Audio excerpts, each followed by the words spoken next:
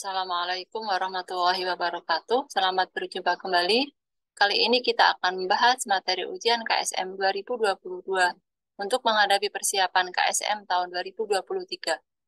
Nomor 2. Perhatikan grafik karbon dioksida dan derajat keasaman atau pH di Samudra Atlantik bagian utara berikut ini.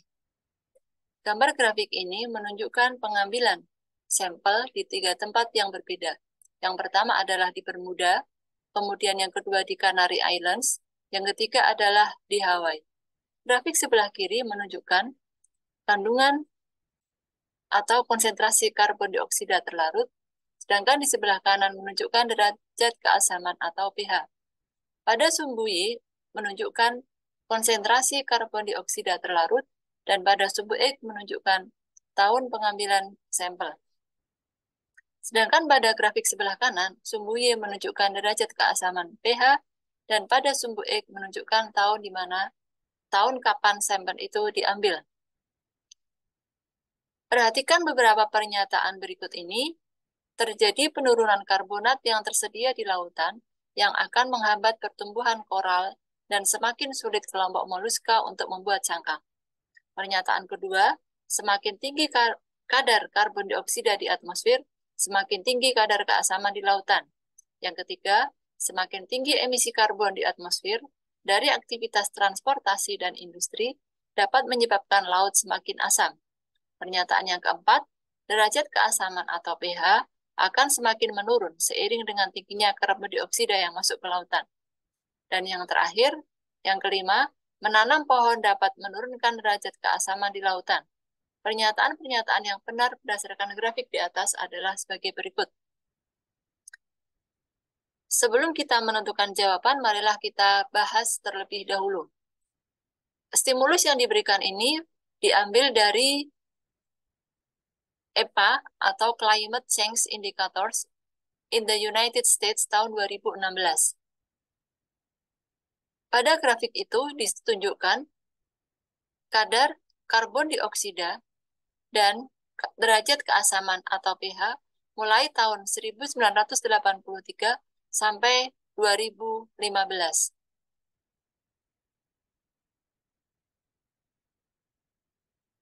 Nah, gambar di atas menunjukkan hubungan antara perubahan tingkat CO2 di lautan dan keasaman atau pH.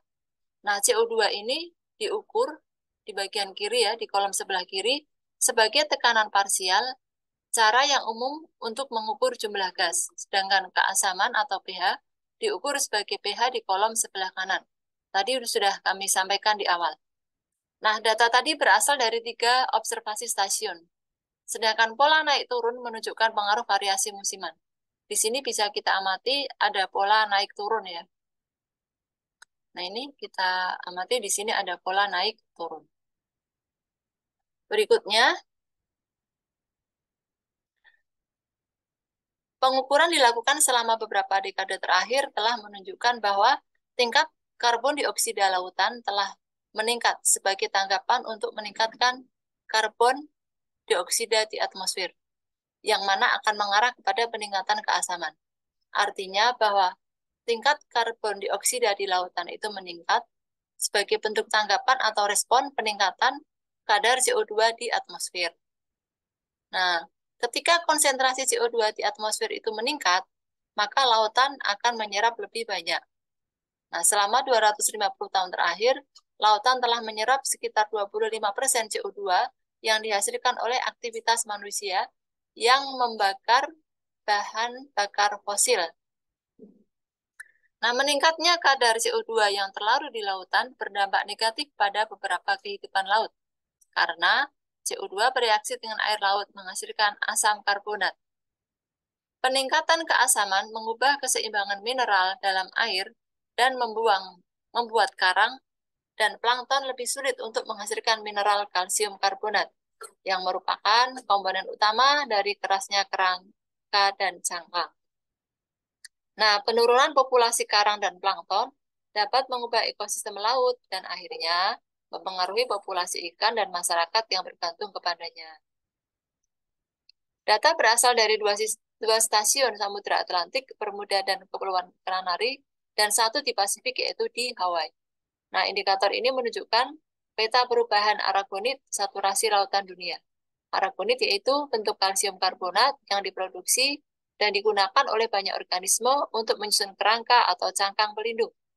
Keadaan jenuh adalah ukuran seberapa mudah aragonit dapat larut di dalam air. Nah, pengukuran dilakukan selama beberapa dekade terakhir telah menunjukkan bahwa tingkat CO2 lautan telah meningkat sebagai tanggapan atas peningkatan CO2 di atmosfer mengarah kepada peningkatan keasaman atau penurunan pH.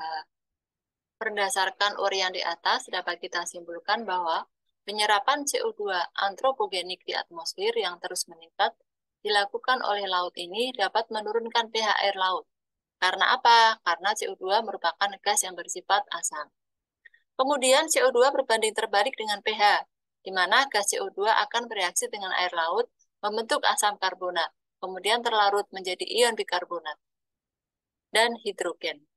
Nah, ketika CO2 terlarut akan bereaksi dengan air laut, kemudian membentuk suatu kesetimbangan jenis ionik dan non-ionik, yaitu karbon dioksida yang terlarut bebas, asam karbonat, bikarbonat, dan karbonat. Perbandingan atau rasio dari jenis-jenis ini bergantung pada temperatur air laut dan alkalinitas. Terlarutnya CO2 juga akan menyebabkan naiknya konsentrasi ion hidrogen di lautan, sehingga akan mengurangi pH lautan atau semakin asam. Reaksi kesetimbangannya adalah berikut.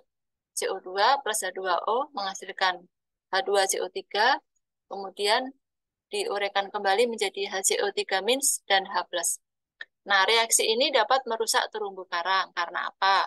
Karena ion H+ yang bersifat asam akan melarutkan kalsium karbonat penyusun utama terumbu karang dengan reaksi sebagai berikut, yaitu H+ ditambah CO3 2- menghasilkan HCO3-. Sekarang kita lihat jawaban pernyataan di atas. Yang pertama adalah terjadi penurunan karbonat yang tersedia di lautan akan menghambat pertumbuhan koral dan semakin sulit kelompok moluska untuk membuat cangkang. Tadi sudah dibahas di sini bahwa peningkatan keasaman mengubah keseimbangan mineral dalam air dan membuat karang dan plankton lebih sulit untuk menghasilkan mineral kalsium karbonat yang merupakan komponen utama dari kerasnya kerangka dan cangkang. Berarti pernyataan pertama adalah benar. Kita lihat yang kedua, semakin tinggi kadar CO2 di atmosfer, semakin tinggi kadar keasaman di lautan. Pernyataan ini salah. Kita lihat tadi sudah disampaikan bahwa ketika terjadi penyerapan CO2, maka CO2 akan berbanding terbalik dengan pH, di mana gas CO2 akan bereaksi dengan air laut membentuk asam karbonat, kemudian terlarut menjadi ion bikarbonat dan hidrogen.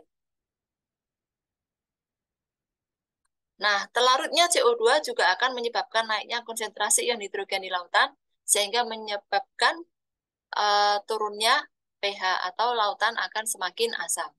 Berarti pernyataan nomor 2 adalah salah. Yang ketiga, semakin tinggi emisi karbon di atmosfer dari aktivitas transportasi dan industri dapat menyebabkan lautan semakin asam. Tadi juga sudah disampaikan bahwa meningkatnya kadar CO2 yang terlarut di lautan berdampak negatif pada kehidupan laut. Sebelumnya disampaikan bahwa lautan telah menyerap sekitar 28% CO2 yang dihasilkan oleh aktivitas manusia yang membakar bahan bakar fosil. Berarti untuk pernyataan nomor 3 benar. Pernyataan nomor 4, derajat keasaman pH akan semakin menurun seiring dengan tingginya karbon dioksida yang masuk ke lautan. Benar. Yang kelima, menanam pohon dapat menurunkan derajat keasaman di lautan. Salah, jadi jawaban yang benar adalah 1, 3, dan 4, yaitu C. Demikian pembahasan soal kali ini. Sampai berjumpa di soal berikutnya. Jangan lupa ucapkan Alhamdulillahirrabbilalamin. Wassalamualaikum warahmatullahi wabarakatuh.